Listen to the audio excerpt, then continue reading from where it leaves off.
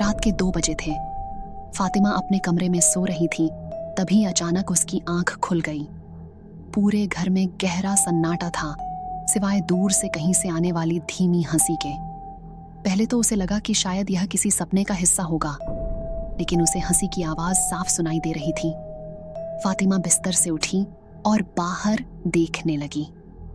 रसोई से हंसी की आवाज आ रही थी। उसका दिल तेजी से धड़कने लगा, लेकिन जिज्ञासा से प्रेरित होकर वह धीरे धीरे रसोई की ओर चल दी। जैसे जैसे वह करीब आती गई, हंसी तेज होती गई। रसोई के दरवाजे पर पहुंचकर उसने दरवाजा हल्का सा खोला और अंदर झांका। कमरे में कोई नहीं था, लेकिन हंसने की आवाज साफ सुनाई दे रही थी। डरते डरते उसने अंदर कदम रखा और हंसी तुरंत बंद हो गई। फातिमा ने चारों ओर देखा, लेकिन कुछ भी नहीं था। अचानक उसे ऐसा महसूस हुआ जैसे कोई उसके ठीक बगल में खड़ा है। एक ठंडी सांस उसकी गर्दन पर पड़ी और वह तेजी से मुड़ी।